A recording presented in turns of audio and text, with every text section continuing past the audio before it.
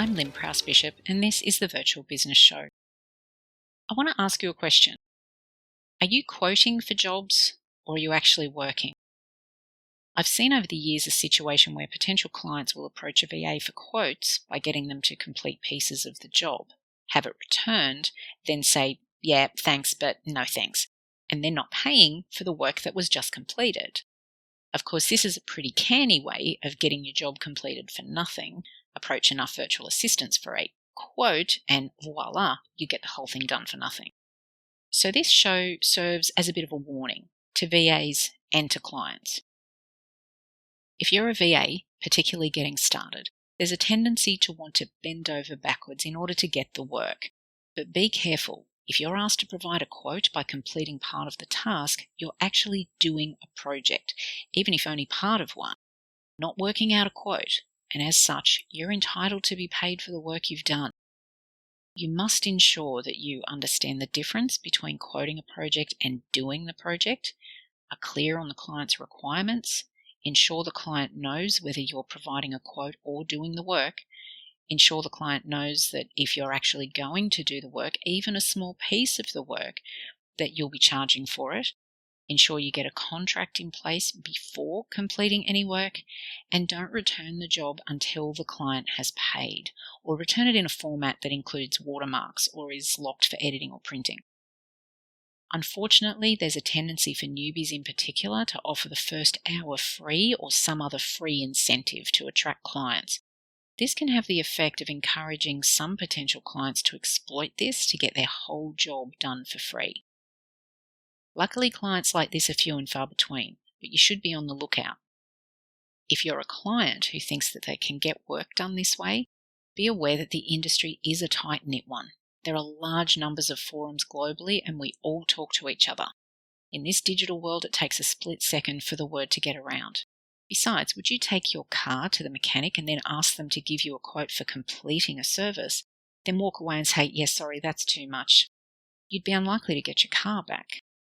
In the same way, virtual assistants are providers of a service, and just because you don't see them face to face, that's no reason to take their skills and service offerings for granted, or to take advantage of them. If they do a job for you, they're entitled to be paid, just as you're entitled to be paid for goods and services you might provide. The bottom line is, it's important for both parties to understand the difference between quoting and providing samples or doing the work. Worse than undervaluing your services is allowing others to view them as worthless. And providing clients your time and effort for nothing encourages them to see them for exactly that. I am speaking from experience here. In the past, I did try to do something nice for someone in a kind of pay it forward thing, and somewhere along the line, it backfired. I had discovered a gentleman whose writings I thought were really valuable. He talked about social issues on his blog that were important and had an impact on the wider community, but the blog was very, very difficult to read, impossible on a mobile device, and I reached out to help him with it for free. After a few long discussions, he was excited to have the drive again to get moving on his work, and we agreed that as he viewed his blog as his art, it shouldn't be touched, but he said he would like my help getting him a bit more exposure, and we decided social media was the way to do it. He had dabbled with a page and a group on Facebook, but wasn't really getting what he wanted. After a bit of a false start, we got going on improving his existing group. Now, recall here that I was offering him my experience for free. I've always run my business on a background of social responsibility, and so I was happy to do that for him. But then something strange happened. I asked whether I could share a post of one of his supporters and a person that he admired to the group, something we had discussed in our initial planning meetings, but he declined and said that he would move forward on his own for a bit again. Now, this was fine, and I said so, but the next thing, I'm not only booted out of his group, but blocked completely.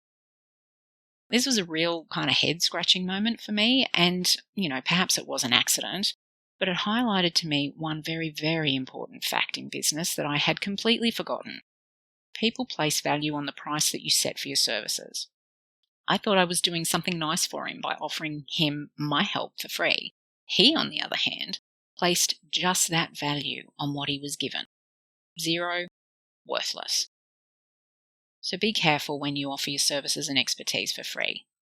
Sometimes your potential client will see them for exactly that. I'm Prowse-Bishop. Thanks so much for listening.